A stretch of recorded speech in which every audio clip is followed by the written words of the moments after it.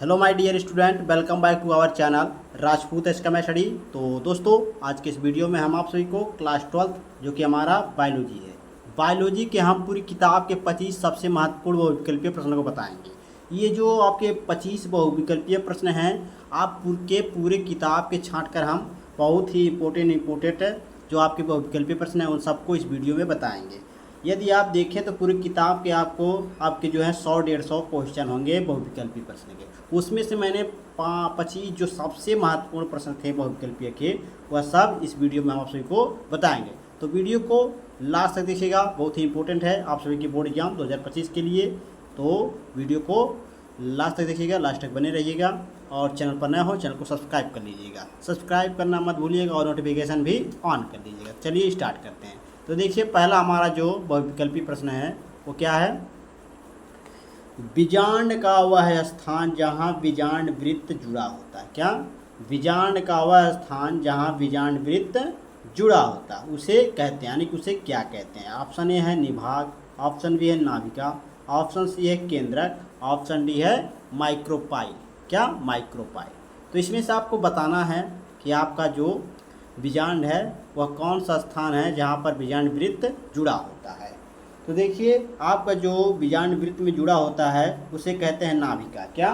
नाभिका, यानी कि option number 20 का सही हो जाएगा। तो ऑप्शन नंबर 20 का सही कर लीजिए। उसके बाद हमारा क्वेश्चन नंबर दूसरा है। तो क्वेश्चन नंबर दूसरा क्या है।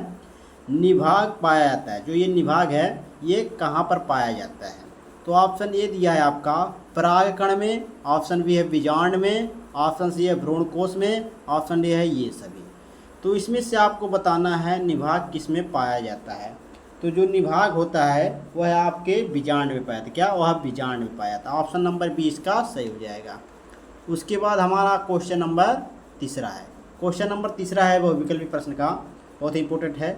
एक परागकोश में परागधानियों की संख्या होती है, यानी कि एक परागकोश में परागधानियों की संख्या कितनी होती है। तो ये आप सभी को बताना है। ऑप्शन ए दिया है 1, ऑप्शन बी दिया है 2, ऑप्शन सी दिया है 3, ऑप्शन डी दिया है 4। तो इसमें से आपको बताना है परागधानियों की संख्या कितनी है। तो जो आपका परागधानियों की संख्या है वो आपका 4 है, यानी कि ऑप्शन नंबर इसका 4 सही हो जाएगा। क्या? इसका ऑप्शन नंबर 4 सही हो जाएगा, यानी डी ऑप्शन सही होगा। उसके क्वेश्चन नंबर हमारा चौथा है। क्वेश्चन नंबर चौथा क्या है, ये देखिए आपके बोर्ड एग्जाम में कई बार पूछा गया क्वेश्चन है, बहुत ही इंपॉर्टेंट है, इसे आप जरूर तय कर लीजिए। देखिए क्वेश्चन है, निम्न में से कौन कूट फल है। अब कूट का मतलब होता है असत्य। क्या? असत्य। कभी काल आपके बोर्ड एग्जाम में इस प्रकार भी पूछ लेगा, निम्न में से कौन असत्य फल है, यानी कि कूट फल या असत्य फल है। तो आपको बताना है। ऑप्शन ए दिया है सेब, ऑप्शन बी दिया है अंगूर, ऑप्शन सी दिया है आम, ऑप्शन डी है मटर।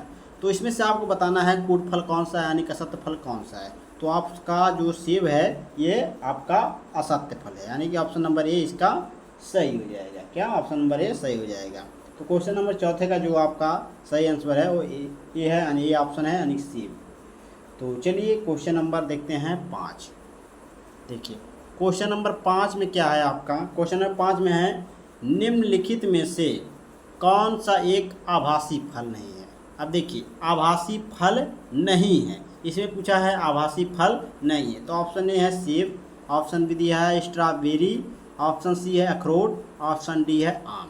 तो इसमें से आपका जो राइट आंसर होगा वह क्या है, आम है। आभासी फल ये नहीं है, जो आम है आपका आभासी फल नहीं है। इस पर आप टिक मारेंगे। तो चलिए देखते हैं क्वेश्चन नंबर 6 जो कि ऑब्जेक्टिव क्वेश्चन का। तो छठा नंबर क्वेश्चन है, योनि के द्वार पर कौन सी ग्रंथियां पाई जाती हैं।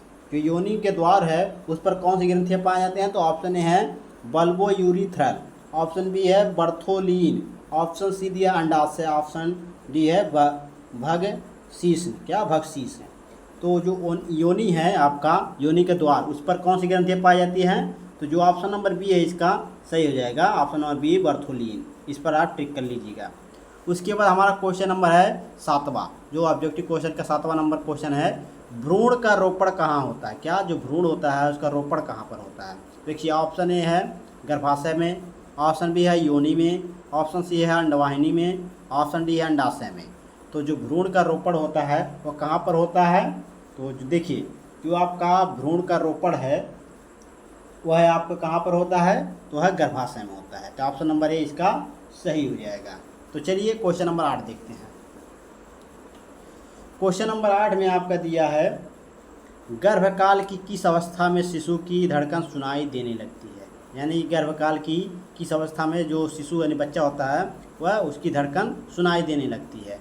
तो देखिए जो आपका ऑप्शन ए है प्रथम तिमाही यानी कि 3 महीना, ऑप्शन बी है द्वितीय तिमाही यानी कि 6 महीना, ऑप्शन सी है तृतीय तिमाही यानी कि 9 महीना, और डी ऑप्शन है रोपड़। तो इसमें से आपको बताना है कि जो शिशु है उसकी धड़कन किस अवस्था में सुनाई देती है। तो देखिए ऑप्शन नंबर बी है जो आपका द्वितीय तिमाही 6 महीने पर इसकी धड़कन सुनाई देती है, द्वितीय तिमाही पर। तो ऑप्शन नंबर बी इसका सही हो जाएगा। उसके बाद चलिए क्वेश्चन नंबर हम देखते हैं 9। क्वेश्चन नंबर 9 है हमारा, निम्नलिखित में से क्या, निम्न में से जनसंख्या वृद्धि रोकने का एक उपाय है। तो इसमें से आपको बताना है जनसंख्या वृद्धि रोकने के एक उपाय। तो ऑप्शन आपके 4 दिए हैं, क्या ऑप्शन आपका जो है 4 दिया है। ऑप्शन ए दिया है जन्म दर में वृद्धि यानी कि जन्म दर में वृद्धि, ऑप्शन बी है विवाह आयु में वृद्धि, ऑप्शन सी है शिक्षा का प्रसार, ऑप्शन डी है दोनों, ई बी और सी। तो जन्म में वृद्धि ये तो आपका नहीं हो सकता, और आपका जो विवाह आयु में वृद्धि है और शिक्षा और प्रसार, तो इस ये दोनों आपके हैं, यानी कि ऑप्शन नंबर डी इसका सही होगा, दोनों बी व सी। तो इस पर आप ट्रिक कर लीजिएगा। उसके बाद हमारा क्वेश्चन नंबर है 10। क्वेश्चन नंबर 10 में है हार्मोनल गोली का एक घटक है, जो हार्मोनल गोली होती है उसका घटक इसमें से आपको बताना है कौन सा है। तो ऑप्शन ए है ELH, ऑप्शन बी है प्रोजेस्टेरॉन, ऑप्शन सी है FSH, ऑप्शन डी है थायरॉक्सिन। तो इसका जो घटक है हार्मोनल गोली का वह है प्रोजेस्टेरॉन। क्या, प्रोजेस्टेरॉन। जो आपका क्वेश्चन नंबर 10 है इसका जो ऑप्शन नंबर बी है प्रोजेस्टेरॉन, यही है आपका राइट आंसर। उसके बाद चलिए क्वेश्चन नंबर 11 देखते हैं। क्वेश्चन नंबर 11 जो है आपका वो है अनुवांशिकी का जनक किसे कहा जाता है। अनुवांशिकी का जनक किसे कहा जाता है। ऑप्शन है ह्यूगो डीब्रिज, ऑप्शन बी है कार्ल कॉरेंस, ऑप्शन सी है Gregor John Mendel, option D है एरिक वान शेरमार्क। तो इसमें से आपको बताना है कि अनुवांशिकी के जनक कौन है। क्या, जनक कौन है। तो देखिए जो आपके अनुवांशिक है, अनुवांशिकी, उसके जनक कौन है। तो उसके जनक है ग्रेगर जॉन मेंडल, यानी कि ऑप्शन नंबर सी इसका सही हो जाएगा। तो चलिए देखते हैं क्वेश्चन नंबर 12। तो हमारा ऑब्जेक्टिव क्वेश्चन का क्वेश्चन नंबर 12 है वंशागत की इकाई है। इसमें से आपको बताना वंशागत की इकाई कौन है। तो ऑप्शन ए दिया है गुणसूत्र, ऑप्शन बी दिया है जीन प्रारूप, ऑप्शन सी दिया है गाल्जी काय, ऑप्शन डी दिया है जीन। तो जो क्वेश्चन नंबर आपका 12 है उसमें क्या कहा है, वंशागत की इकाई। तो वंशागत की इकाई जो है आपका जीन है, यानी कि ऑप्शन नंबर डी इसका सही है। इसको टिक कर लीजिए।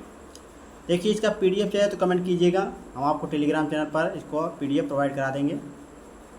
उसके बाद देखिए क्वेश्चन नंबर हमारा 13 है। क्वेश्चन नंबर 13 में क्या है, संतान को पिता से कितने जीन्स प्राप्त होते हैं। यानी संतान को पिता से कितने जीन्स प्राप्त होते हैं। तो ऑप्शन ए दिया है 25%, ऑप्शन बी दिया है 50%, ऑप्शन सी दिया है 75%, ऑप्शन डी दिया है 25 से 50%। जो संतान होता है उसको जो पिता होता है, संतान को पिता से कितने जीन्स प्राप्त होते हैं। तो देखिए आधे प्राप्त यानी कि 50% आपके जो है जीन्स प्राप्त होते हैं पिता से संतान में। तो ऑप्शन नंबर 20 का सही कर लीजिएगा। उसके बाद क्वेश्चन नंबर 14 है मनुष्य में संतान का लिंग निर्धारण होता है। तो मनुष्य में संतान का लिंग निर्धारण किसके द्वारा होता है। देखिए ऑप्शन ए है माँ के लिंग गुणसूत्र से, ऑप्शन बी है अंडाणु के माप से, ऑप्शन सी है शुक्राणु के माप से, ऑप्शन डी है पिता के लिंग गुणसूत्र से। तो देखिए मनुष्य में जो संतान का लिंग निर्धारण होता है वह पिता के लिंग गुणसूत्र से होता है। तो ऑप्शन नंबर डी इसका सही हो जाएगा, इसको सही कर लीजिएगा। उसके बाद देखिए हमारा क्वेश्चन नंबर 15। क्वेश्चन नंबर 15 में क्या है, फ्रेडरिक ग्रिफिथ ने खोज की। यानी कि जो फ्रेडरिक ग्रिफिथ एक वैज्ञानिक थे, उन्होंने इन चारों ऑप्शनों में से किस चीज़ की खोज की थी। तो ऑप्शन ए है स्थान परिवर्तन की, ऑप्शन बी है रूपांतरण की, ऑप्शन सी है प्रकार, कर्मण की, ऑप्शन डी है लिप्यांतरण की। तो देखिए जो फ्रेडरिक ग्रिफिथ हैं वह किस चीज़ की खोज की थी उन्होंने, तो रूपांतरण की। क्या, रूपांतरण की खोज की थी। ऑप्शन नंबर जो क्वेश्चन नंबर 15 है इसका ऑप्शन नंबर राइट जो होगा वह बी हो जाएगा, रूपांतरण की। तो इसको आप ट्रिक कर लीजिएगा। उसके बाद हमारा क्वेश्चन नंबर है कितना, 16। तो क्वेश्चन नंबर 16 में क्या कह रहा है देख लीजिए। क्वेश्चन नंबर 16 में है आरएनए अणु में थायमीन का विस्थापन होता है। जो आरएनए है उसके अणु में थायमीन का विस्थापन किसके द्वारा होता है। तो ऑप्शन ए है ग्वानिन के द्वारा, ऑप्शन बी है यूरेसिल द्वारा, ऑप्शन सी है साइटोसिन द्वारा, ऑप्शन डी है एडेनिन द्वारा। तो देखिए जो आरएनए के अणु है उसमें थायमीन का विस्थापन किसके द्वारा होता है, उसका होता है यूरेसिल द्वारा, यानी कि ऑप्शन नंबर इसका सही हो जाएगा बी। उसके बाद क्वेश्चन नंबर हमारा 17 है। क्या, क्वेश्चन नंबर 17 देखिए दिया है इसमें, जंतु तथा पादप के मध्य की कड़ी होती है। जो मध्य की कड़ी होती है, उसके बीच की कड़ी होती है, उसे क्या कहते हैं। तो ऑप्शन ए है अमीबा, ऑप्शन बी है यूग्लिना, ऑप्शन सी है पैरामीशियम, ऑप्शन डी दिया है ये सभी। तो जंतु तथा पादप के मध्य की कड़ी को क्या कहते हैं। तो क्वेश्चन नंबर जो 17 है इसका राइट आंसर हो जाएगा यूग्लिना, यानी कि ऑप्शन नंबर बी इसका सही हो जाएगा। उसके बाद हमारा क्वेश्चन नंबर 18 है। क्वेश्चन नंबर 18 में क्या कह रहा है देख लीजिए, जातियों की उत्पत्ति। तो जातियों की उत्पत्ति जो पुस्तक है उसमें उसको किसने लिखी, यानी किसने लिखी थी। जो जातियों की उत्पत्ति है पुस्तक किसने लिखी थी, यह क्वेश्चन में इस क्वेश्चन में पूछ रहा है। तो देखिए इसका ऑप्शन दिया है 4। ऑप्शन ए दिया है लैमार्क, ऑप्शन बी दिया है डार्विन, ऑप्शन सी दिया है डीब्रिज, ऑप्शन सी दिया है डीब्रिज, ऑप्शन डी दिया है मेंडल। तो इसका जो राइट आंसर हो जाएगा, जातियों की उत्पत्ति पुस्तक के लेखक जो हैं वह कौन है। तो देखिए जो 18 नंबर क्वेश्चन है आपका, इसका जो राइट आंसर होगा वो डार्विन जी हैं, यानी कि क्वेश्चन नंबर 20 का सही हो जाएगा। तो इसको आप ट्रिक कर लीजिएगा और इसे आप तैयार कर लीजिए। ये जितने भी क्वेश्चन हम आप सभी को बता रहे हैं, आप सभी के बोर्ड एग्जाम की दृष्टि से बहुत ही इंपॉर्टेंट है और कम समय में आप सभी को बता रहे हैं ताकि आप सभी को अच्छे तरीके से समझ में आ जाए।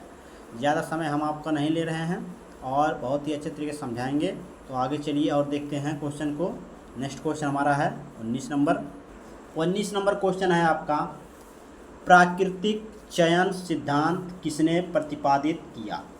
जो प्राकृतिक चयन सिद्धांत है उसको किसने प्रतिपादित किया था। तो ऑप्शन ए है लैमार्क, ऑप्शन बी है ह्यूगो डीब्रिज, ऑप्शन सी है वीजमान, ऑप्शन डी है डार्विन।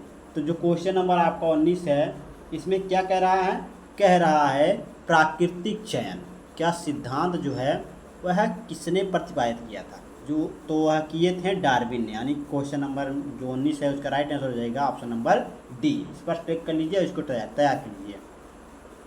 उसके बाद हमारा क्वेश्चन नंबर 20 है। तो क्वेश्चन नंबर 20 में क्या है, क्वेश्चन नंबर 20 में कह रहा है उत्परिवर्तनवाद। क्या, उत्परिवर्तनवाद दिया था। तो उत्परिवर्तनवाद किसने दिया था। तो ये ऑप्शन दिया है लैमार्क ने, ऑप्शन बी दिया है डार्विन ने, ऑप्शन सी है ह्यूगो डीब्रिज ने, ऑप्शन डी दिया है वैलेस ने। तो जो उत्परिवर्तनवाद है इसका नाम किसने दिया था।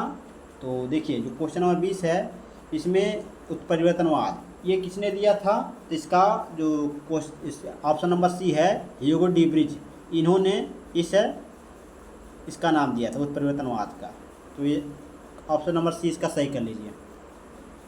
उसके बाद हमारा क्वेश्चन नंबर 21 बहुत इंपॉर्टेंट है। इसमें देखिए पीत ज्वर का वाहक है, यानी पीत ज्वर किसका वाहक है। तो देखिए ऑप्शन ए है एनाफ्लीज का, ऑप्शन बी है क्यूलेक्स का, ऑप्शन सी है एडिज का, ऑप्शन डी है मस्का का। तो जो पीत ज्वर है वह किसका वाहक है। तो वह है आपका एडीज का यह वाहक है। कौन, पीत ज्वर। तो ऑप्शन नंबर सी सही कर लीजिए। उसके बाद हमारा क्वेश्चन नंबर 22 है। क्वेश्चन नंबर 22 में क्या है देखिए, एडीज इजिप्टाई वाहक है। एडीज इजिप्टाई क्या है, किसका वाहक है। तो ऑप्शन ए है डेंगू बुखार का, ऑप्शन बी है मलेरिया बुखार का, ऑप्शन सी है फाइलेरिया का, ऑप्शन डी है काला अजार का। तो जो एडीज इजिप्टाई वाहक है इसका जो राइट आंसर है क्या, इसके वाहक जो है एडीज इजिप्टाई वाहक के वह कौन है। तो देखिए वह कौन है, यानी कि डेंगू बुखार का ये वाहक है, यानी कि एडीज इजिप्टाई वाहक जो है डेंगू बुखार का है। उसके बाद हमारा आता है क्वेश्चन नंबर 23। क्वेश्चन नंबर 23 में क्या है, डेंगू, जिसे हम हड्डी तोड़ बुखार का वाहक भी कहते हैं। क्या, जो हड्डी तोड़ बुखार का वाहक है। तो ऑप्शन ए है क्यूलेक्स, ऑप्शन बी है एडीज, ऑप्शन सी है एनाप्लीज, ऑप्शन डी है इसमें से कोई नहीं। तो क्वेश्चन नंबर 23 जो है हड्डी तोड़ बुखार का वाहक क्या है, कौन है इसमें? तो देखिए ये आपका जो एडीज है यही आपका वाहक है, डेंगू बुखार का वाहक। उसके बाद हमारा क्वेश्चन नंबर है 24। क्वेश्चन नंबर 24 में क्या कह रहा है, निद्रा रोग किस जंतु के द्वारा होता है। निद्रा रोग यानी कि इससे नींद आती है, यानी कि यह जो आपका जंतु है ये अगर काट लिया तो वह क्या, सबको नींद आने लगेगी। तो यही कुछ कह रहा है निद्रा रोग किस जंतु के द्वारा होता है। तो ऑप्शन ए है यूग्लिना के, ऑप्शन बी है प्लाज्मोडियम, ऑप्शन सी है ट्रिपैनोसोमा, ऑप्शन डी है अमीबा। तो जो निद्रा रोग होती है वह ट्रिपैनोसोमा जंतु के द्वारा होता है। ऑप्शन नंबर सी इसका सही कर लीजिए। उसके बाद हमारा लास्ट क्वेश्चन है इसमें इस वीडियो का, जो कि बहुत इंपॉर्टेंट है, एंटीबॉडीज। क्या एंटीबॉडीज होती है? तो एंटीबॉडीज क्या होती है? ऑप्शन ए है लिपिड, ऑप्शन बी है खनिज, ऑप्शन सी है प्रोटीन, ऑप्शन डी है शर्करा। तो एंटीबॉडीज क्या होती है? वह प्रोटीन होती है। ऑप्शन नंबर सी इसका सही हो जाएगा, इसको सही कर लीजिए। तो आपको मैंने इस वीडियो में टोटल 25 महत्वपूर्ण बहुविकल्पीय प्रश्न को बताया बायोलॉजी के। तो इन सभी टॉपिकों को आप सभी तैयार कर लिए, यानी जो क्वेश्चन मैंने आप सभी बताया बहुत ही इंपॉर्टेंट हैं आप सभी के बोर्ड एग्जाम 2025 के लिए। तो इन सभी क्वेश्चनों को आप मत छोड़िएगा और इसे तैयार कर लीजिएगा। तो देखिए अब का जो बायोलॉजी है इसमें मैंने आपको 25 ऑब्जेक्टिव क्वेश्चन बताया। अब हम कल से आपको क्या सब्जेक्टिव क्वेश्चन बताएंगे, उसमें बहुत ही इंपॉर्टेंट चार्ट को हम लाएंगे, इसमें से आपको बहुत ही मदद मिलेगी और अपनी तैयारी बहुत अच्छे तरीके से कर पाएंगे। तो इसे ज़्यादा से ज़्यादा शेयर कीजिए। इसका पीडीएफ चाहिए तो आप कमेंट बॉक्स में ज़रूर बताइएगा, हम आपको टेलीग्राम चैनल पर इसका जो है पीडीएफ प्रोवाइड करा देंगे। तो चलिए मिलते हैं आप सभी से नेक्स्ट वीडियो में नेक्स्ट टॉपिक के साथ। धन्यवाद।